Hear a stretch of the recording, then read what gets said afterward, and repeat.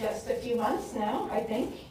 Is founder and executive director, and put on last month a really excellent discussion of Somaliland with analysts. And we're so delighted to be partnering them to follow up with President Biixi. I also want to shout out to Max Webb, who graduated last semester.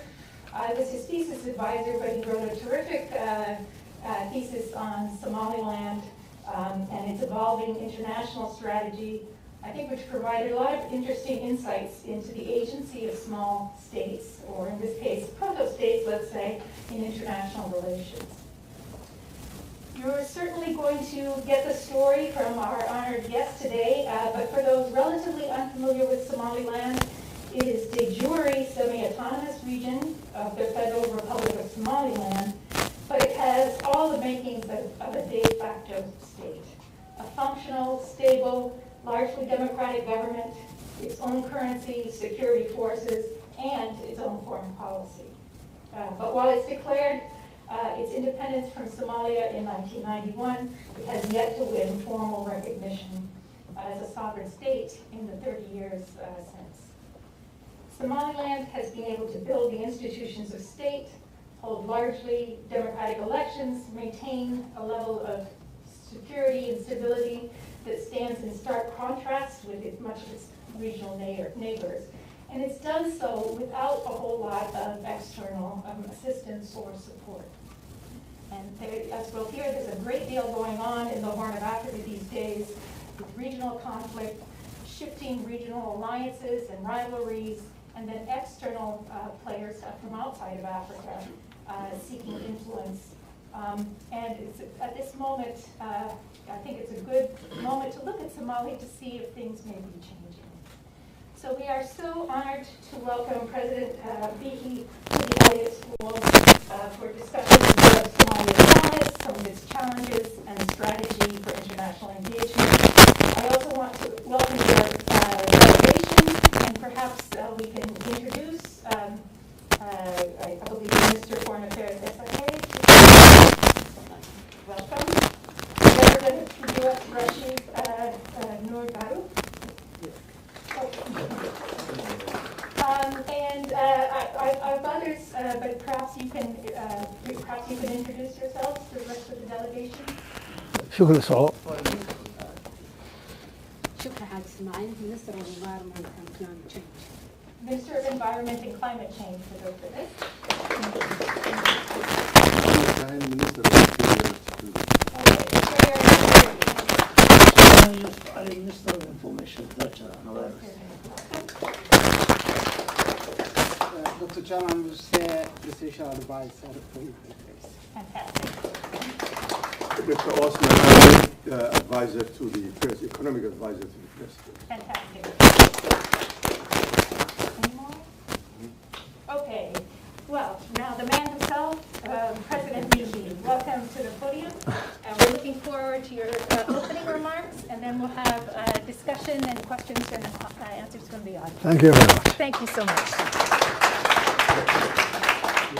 And for speakers, the rule at GW is you can take your masks off.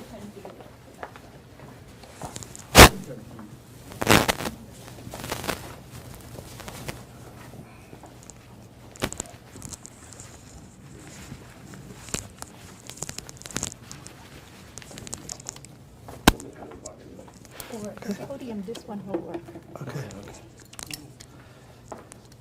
Halkaad wareegno. Dhulka iska fidi.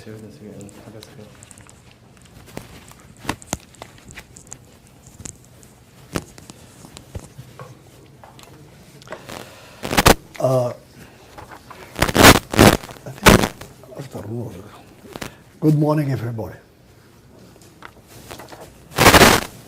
I want to extend my appreciation to the George Washington University, the Elliott School of International Affairs, and Jennifer Cook, the director of the Institute for African Studies, for inviting me to give this address today. As a top research university in the nation's capital, the George Washington University, is educating the next generation of American leaders.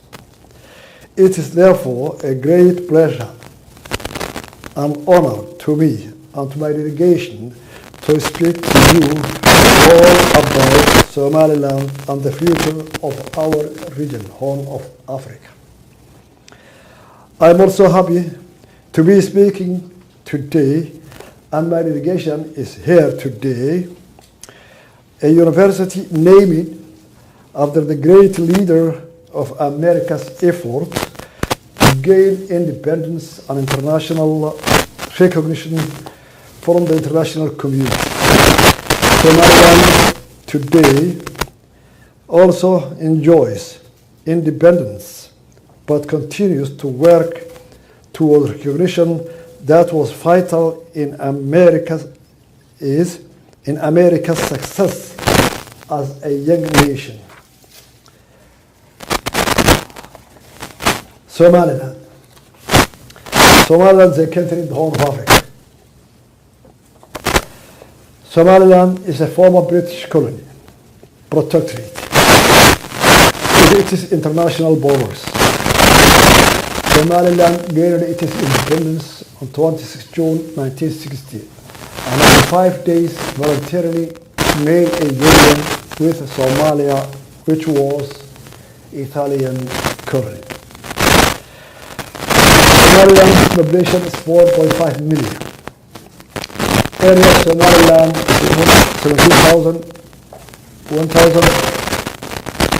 167,200 square kilometers. 167,200 kilometers. Type of government: Democratic Republic of Somalia. Multi-political party. Presidential. 2 chambers of parliamentary system, House of Representatives and the House of Lords, or what we call the House of Congress.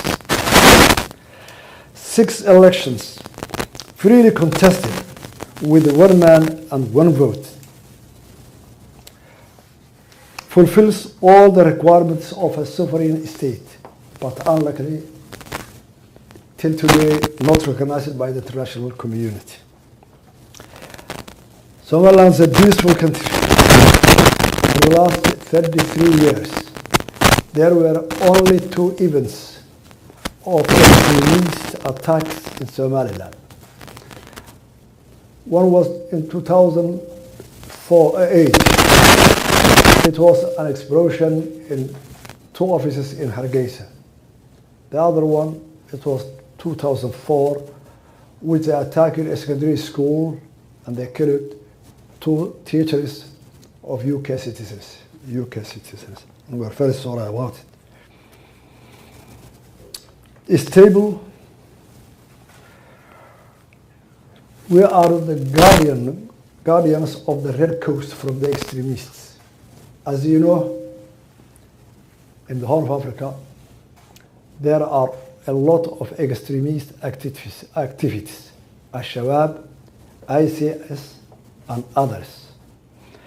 We have a coast 740 kilometers, 840 kilometers. For the last 33 years, no piracy in our coasts, on our sea. No Al-Shabaab activities. It was very safe, and our people and our armed forces and security departments, with meager budgets, we have succeeded to make the Red Sea of Somaliland, especially Gulf of Aden, to be secure for the last 33 years. And that security is for all the world. Our neighbors first, Ethiopia, Djibouti, hinterland African countries like Uganda, Kenya, and all the way to America and to Europe. We save our part of the world.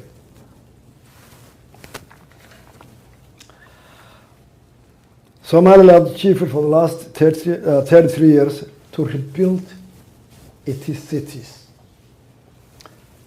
and its institutions of the government.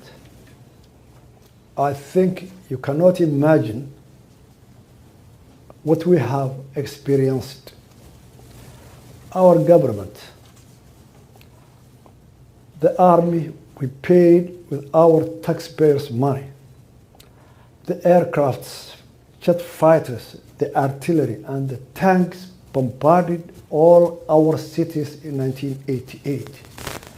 The capital was reunited at zero, the same as second capital, Borough, and most of our cities were reunited to zero.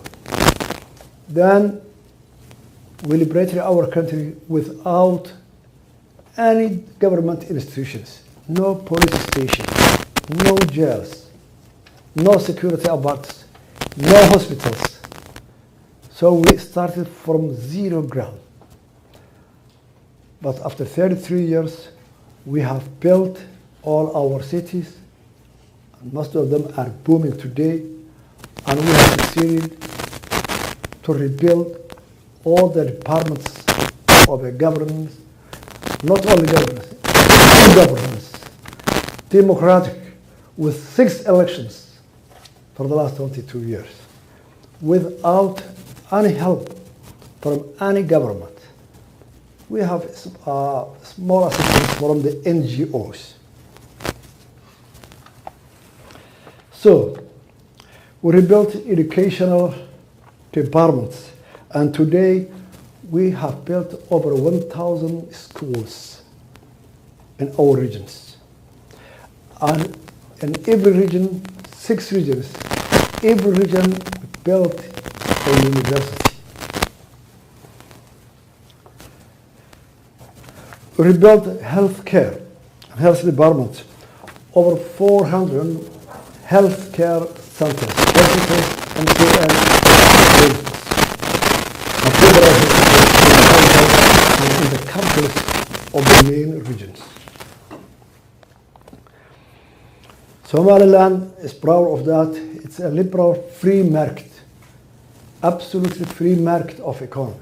90% of our GDP is in the hands of the business people in the market. GDP of Somaliland is 3 billion in the year 2021. International trade, 1.6 billion in the year 2020.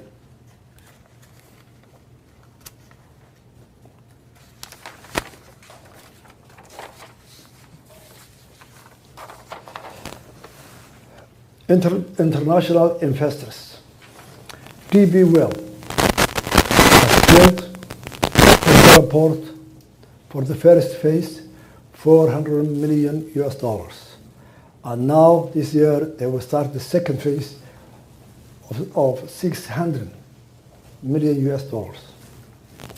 ADDF, Coca-Cola, General Energy, CBS of Taiwan, which is exploring an oil in our country.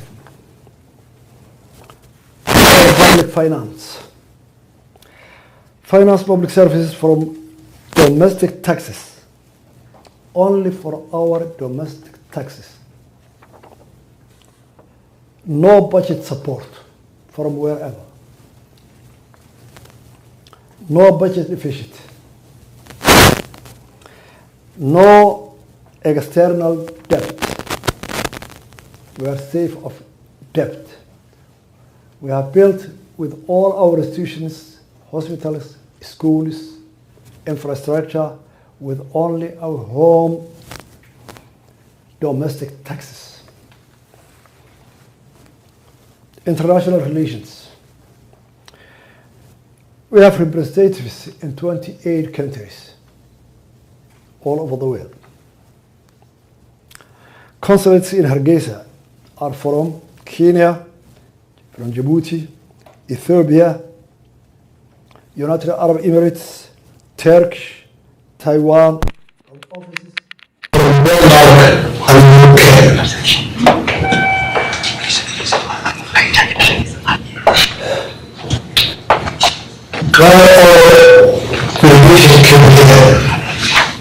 what we are expecting from the United States. I'm happy.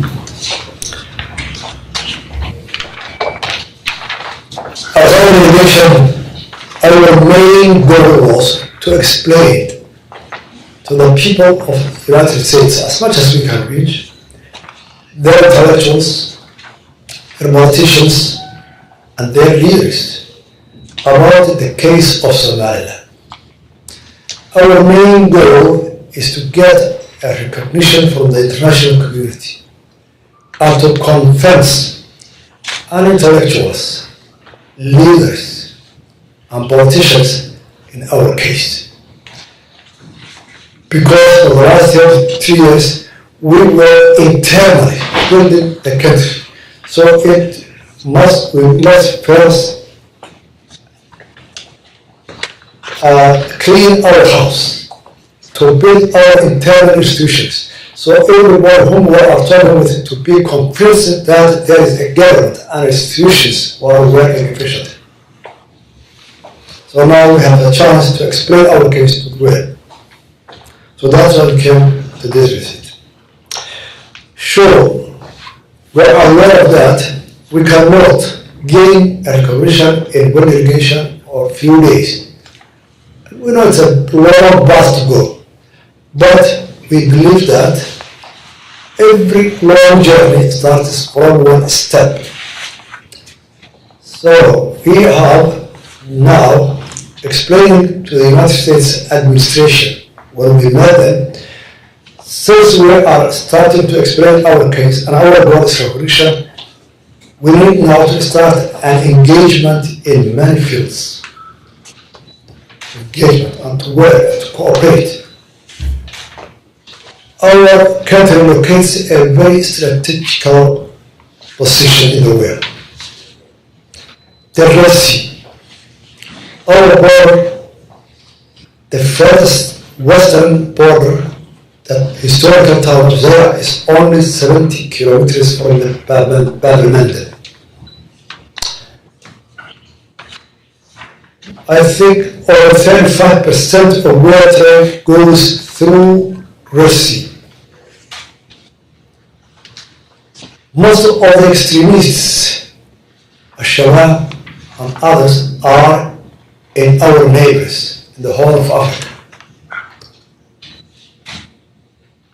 So we're kept here to have an engagement with the United States administration for the safety of their country and for the safety of the world trade. Besides our disunification, there was another delegation with us. It was all businessmen.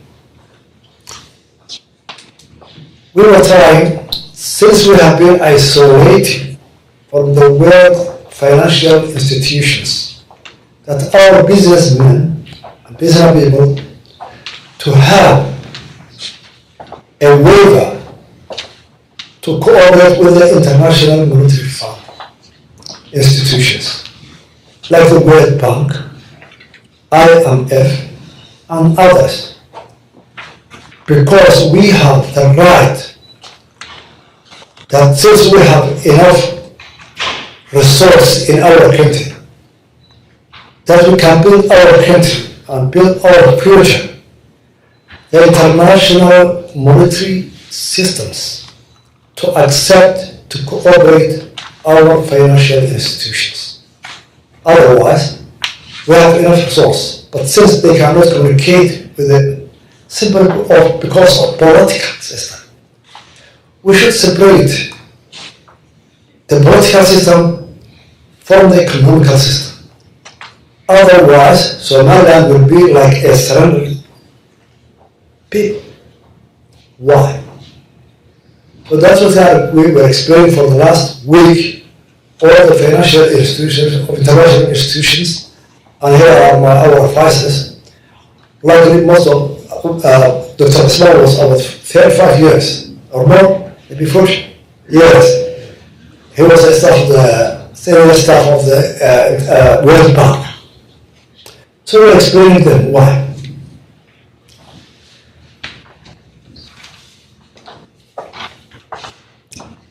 US collaborations, security and intelligence collaboration. we proposed the Coast Guard training, our Coast Guard training, investment in natural resources, minerals and oil, contribution to the development of Berbera and the Solomon Corridor. The United Arab Emirates have built our port to extend it, and they have built a corridor between Somaliland and Ethiopia. But there are many countries in the region which are landlocked, and we are expecting that our ports, not only Berbera, our ports will make service for all these countries: Uganda, Central Africa, Ethiopia, and etc. Southern Sudan. So since we are thinking, and our vision is that our ports will serve the whole African landlocked countries and beyond, we're proposing the administration of President, how can we cooperate in developing the trade, international trade, and in between the regions of Africa to develop the people and to make employment for the youth. You are aware of that. More than 78% of the youth in the whole of Africa are unemployed. So we need a development to make employment for the future of our people. And that needs resource. And Somaliland has that resource. But the international monetary departments must accept to cooperate with us.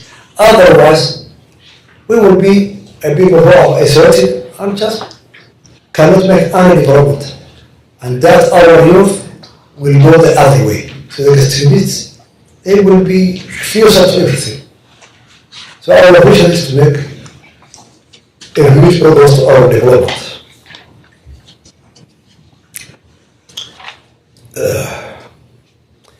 Elections and democracy.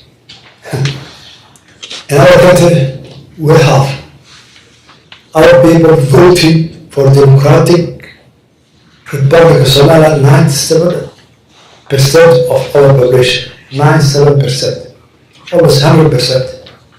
And still they believe it. But to us, since we are now a country rebuilding from zero our government, we have a huge problem with the democracy choice. First, in 5 years, we have every 5 years, 3 elections. This year, the president, next year, the parliament, next year, the local government. The expenses of these elections is very huge to us. Second, that this year, it's a presidential election, and there is a campaign, and there will be a conflict between the parties, between the class of the society, between the regions. Then the election will go on. Whole next year, we are going to make peacemaking between reconciliation, between conflicts of the effects of the election. Third year, there's a parliamentary, the state, lot of experts, then campaigning, then peacemaking, conflict resolutions after that. Third year, the local governments. So, we want to build our institutions' capacity, political parties, the election committees, the people, and our youth who are unemployed. They were expecting every year, election after election, to get unemployment, to get a progress, to build industry so that they can work for. So they're asking me as a president and every politician, well, election, what's after election?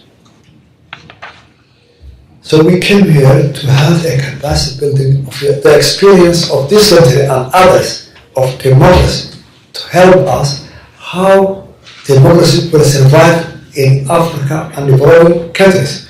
What's new to it? We were expecting cooperation in that field.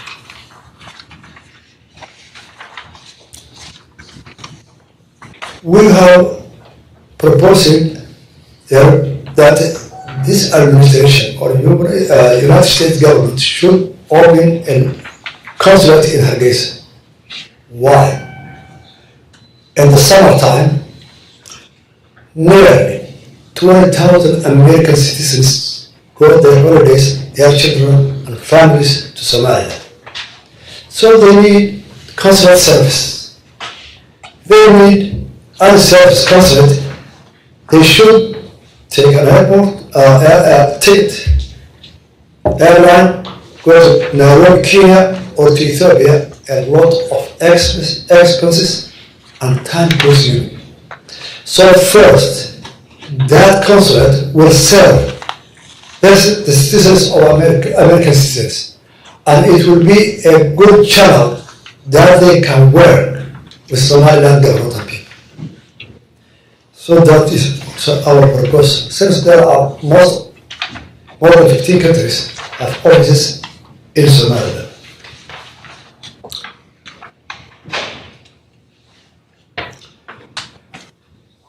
The US aid will go through USA office and others. It goes through Mogadishu because the United Nations have, when we ask them, since it's a humanitarian assistance, why don't you give to Somaliland directly? Go to some COVID-19. The first year, it was very serious all over the world. So the United States and the United Nations, the government, and also the United Nations, the WHO, they send a number of vaccinations to Somalia. And that went to Mogadishu, Somalia. But unlike with mismanagement and inefficiency of that government in Mogadishu, the COVID-19 vaccination was in their hands, especially in the airport, until it became outdated. They didn't reach us, Somalia. It was in the airports of Mogadishu until it outdated. So we didn't get any vaccine from the WHO and the United States assistance of the COVID-19. So we are proposing all humanitarian assistance to our country must be directed to the people who we are targeted to give them, not the government. All in all, let me remind you, with the cooperation of American citizens and Somaliland citizens, they have built a school near our capital, Hargeisa, 20 kilometers west of Hargeisa. That school was very successful for the last 10 or 12 years. Now there are 200 students from grade 7 to 12, and 50% of them are girls. Those who have been graduated are all in the universities of American universities. Every state has students from above. That was a very good example. If we cooperate with the American citizens in every field, hospital, business, education, and any other field, that school is a good example that we can follow, and I hope young leaders, tomorrow leaders, you will remember Somaliland and its situation, which I have stated here. Thank you very much to you all.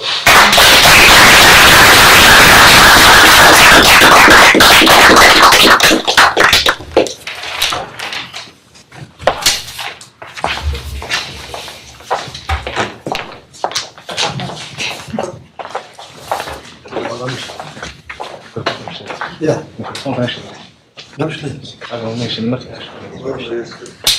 Mr. President, thank you so much for really a great talk that has covered so much. It really is a remarkable story. Somaliland, devastated by civil war, that really pulled itself up, as we say, by its own bootstraps, without external help. And it makes one wonder if perhaps the absence of external help was actually an advantage. That all of that was done with domestically mobilized resources versus external assistance, and kind of building that social compact between the governed and the government. So, I mean, it makes a very interesting case in that way as well. On the question of recognition, just for those not familiar, the reason that it is important that Somaliland was independent for 5 days is that the African Union and the Organization of African Unity, its predecessor, has made kind of the principle that you do not recognize a country, but that it would stick with the borders inherited at independence, the colonial borders left at independence, and with very few exceptions that has maintained. And Somaliland's case is that actually the borders that they inherited at independence had it as a sovereign independent state that then voluntarily united with Somaliland. So the case is a strong one in many ways, and yet the African Union has been hesitant, and I wonder if you see that changing. What are the factors that might, because I think it's unlikely that the United States or others are going to step in front of the African Union on an issue like that. But do you see that evolving and changing as, what might be the factors that make that, change the African Union's stance on that? We can take a couple of questions if you'd like, or... Welcome. Okay, so that's just the one. Yes, sir.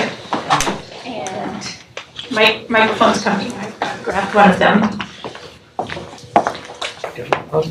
Oh, right. Okay. Oh, that's it. Oh.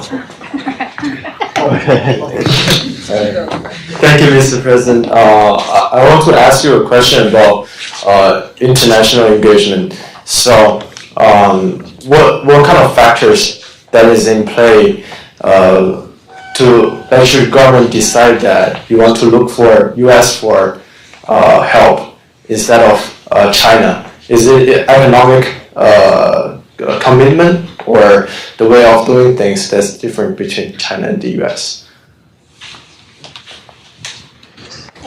Okay. I think yours is working. But... I think we are not against China if they are cooperating with us. But when we have made a cooperation with Taiwan, the China government was very angry about it. So, but we believe that we have the right to cooperate with every government.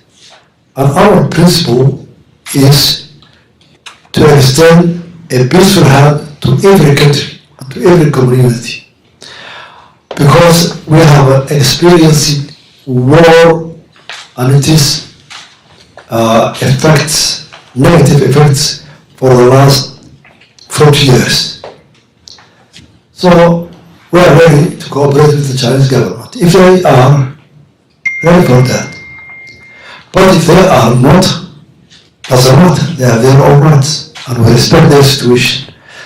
The United States, we came here because we have met a lot of times their diplomats, their intellectuals, and then after a long discussion with the United States government, we have agreed to enhance our cooperation in many fields. And that's why we came here. And we are trying to reach every country and every community, because it's our responsibility to convince everyone. Our case, it's that historically it's right, morally it's right, international law it's right to be recognized in our country. And we have fulfilled all these factors. Thank you very much.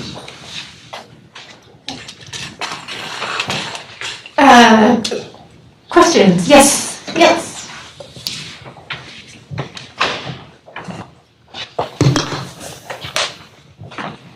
Thank you so much for coming, Mr. President. In the interest of developing the existing democratic system in Somaliland, what would you say is your top priority if the U.S. were to potentially engage in this agreement?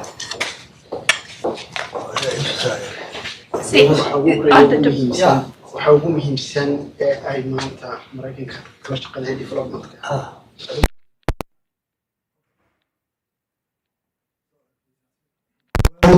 Our first priority is recognition, but we know the situation is not right for that.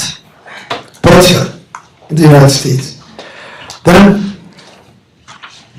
there is steps to be taken and understanding before the recognition. So our main issues to cooperate United States of America, number one is security. We are in a very fragile region of the world. And there are a lot of conflicts in that region. I think you know we have about Somalia and Shabab. And you know all the region, a lot of conflicts. Sudan, now the government is shaking. So all our neighbors are not in a good shape, most of them. So first, we need cooperation with the security to our country and to your country and to the worldwide to make cooperate the safety of the Red Sea. Second, we want to cooperate social service, education, water, health, top priority for our people. Third, how to reduce the unemployment of our youth. And that's why we brought here our businessmen, so that to get away that our business have a chance to work with the World Bank and international financial departments. So these are the top priorities we are proposing to operate, and we understand a lot about it. That's first, security. Second, social service for our people, health, education, etc. And third, how to reduce the unemployment in our country. And to get a channel, our businessmen, our free market to work, the free market of the world is for us, our main priority today. I wonder if I might just ask one question on the unemployment. I mean, how do you see structurally being able to employ, the very large youth population? Do you see a path to industrialization, or do you have what's the strategy for transforming the economy? Mass employment, I think we need what Eisenhower have done in America after the Second World War. That's to build the infrastructure. Roads, trains, bridges, building. That you can make a mass employment. That's what we have done in Germany after the Second World War. So we need a resource to that. To some extent, we have the resource. But our resource has the rate. Then we will use our resource first, and if you help us, it's fine and good. So we know we have the system. We have enough sea coast with virgin fishes, and what you call it now, blue minerals, oil in our sea. So we need to be assisted, how can we get our resources, to expose our resources? That's what we need. Professor Brinkerhoff. Jennifer Brinkerhoff, a professor here. Mike's coming.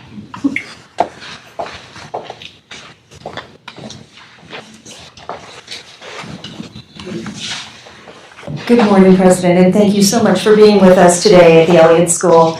I wondered if you could speak to us a little bit about the contributions of the Somaliland diaspora to the development and stability of the country. Thank you. Very good question. I forgot to mention my points when I was in the building. Thank you very much. Remind me that. The diaspora of Somaliland, they took a major role to rebuilding our country. When we were building the country from zero level, the only people who built most of the institutions that work today are the diaspora. Telecommunication, infrastructure, hospitals, schools. They took the great share on contributing to all these institutions. Up to date, the climate change has affected negatively to most of the Horn of African countries. Today, for the last 3 months, there was a drought. And the diaspora, the Somaliland, they have contributed 40% of the expense of assisting the nomads and the farmers who have been negatively affected by the climate change. So they are playing a role that's very historical, and their people knows thanks to them, our diaspora. We thank them a lot, and still they continue to their support. Good example is Dr. Ismail. Xidhiidhka. He has a big free market buildings in Hargeisa. Around 50% or 100% are employed the youth in his assets. So they do a wonderful job, our diaspora. Thank you. Yes, sir. And then over there.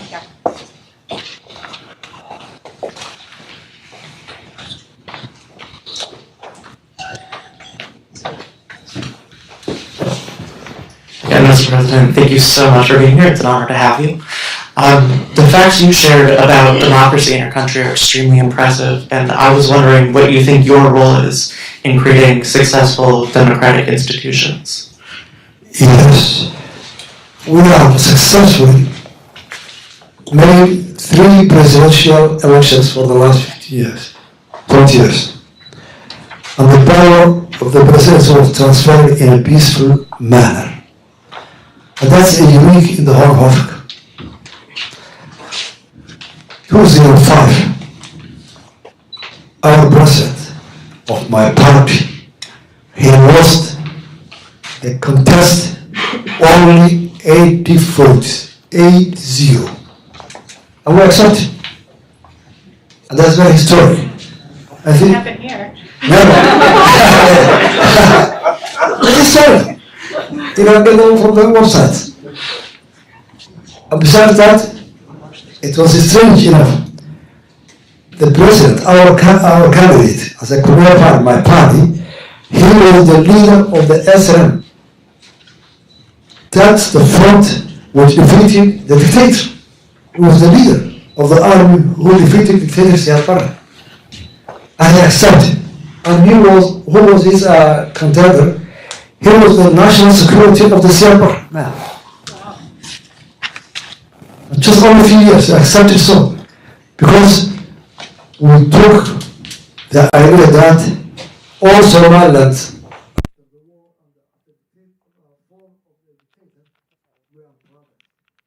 those who were in the guerrilla, in the SRM, those who were in the system of Siad Barre, we are all Somalilanders. So we joined hand to hand. So we have succeeded 3 presidential elections. 3 local government elections, changing the mayors in a very peaceful manner. 2 parliamentary elections, still 25 years. And that was very, very huge pressure to us, economically, security, social. So that's why I'm proposing to the United States government to assist the democratic institutions, which are very new to us. And it has a pressure to our economy, to our security, to our social behaviors. Campaign is a campaign.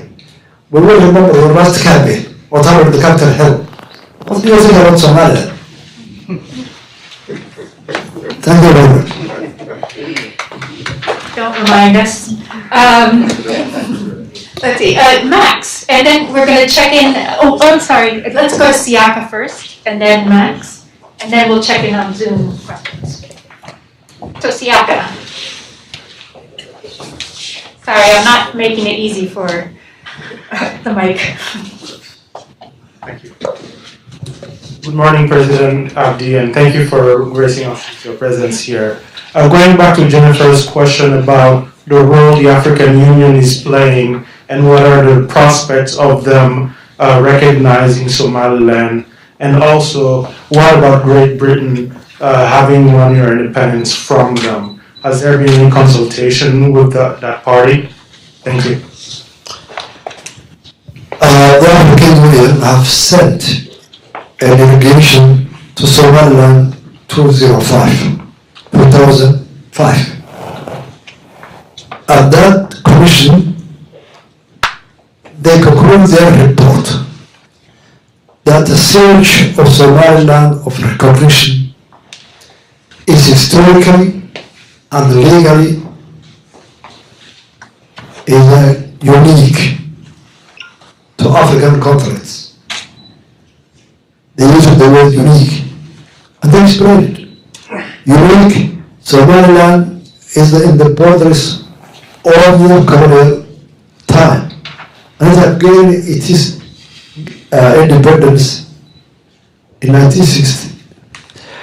At that time, 26 governments, including the United States of America and Israel, have recognized Somaliland.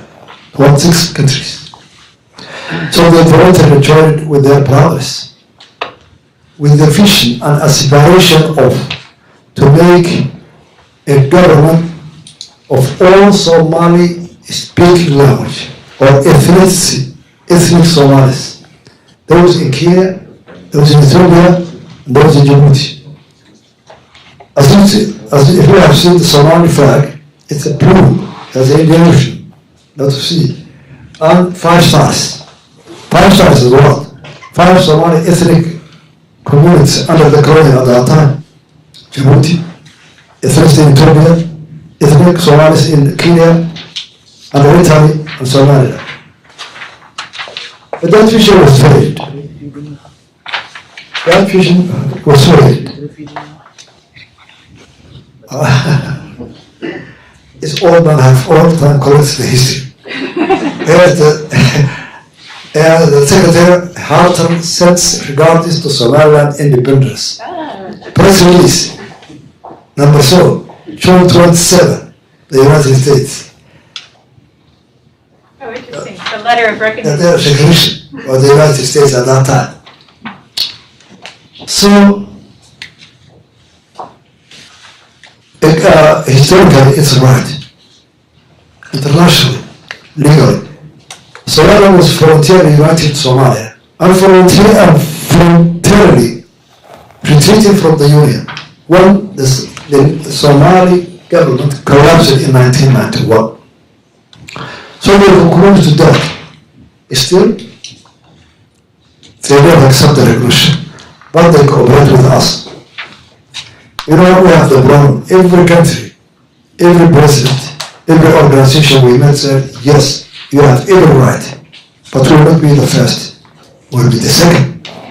So I look at who will be the first? The superpower after the 1991, when the Soviet Union collapsed, There's only one leader in the country, in the globe. That's the United States of America. Isn't it? I'm a superpower. Now they get a challenge. So, also the United States will not be the first. Let's say it another one. It's an African problem. An African problem, Africans are looking at the superpower, how they are looking. So we have a lot of work to do. To go to everyone and to explain our case and to confess. That's why we are sitting here today. Tomorrow leaders of the United States. It should be in your mind. That's the one that's still subject to this question. Thank you. Thank you.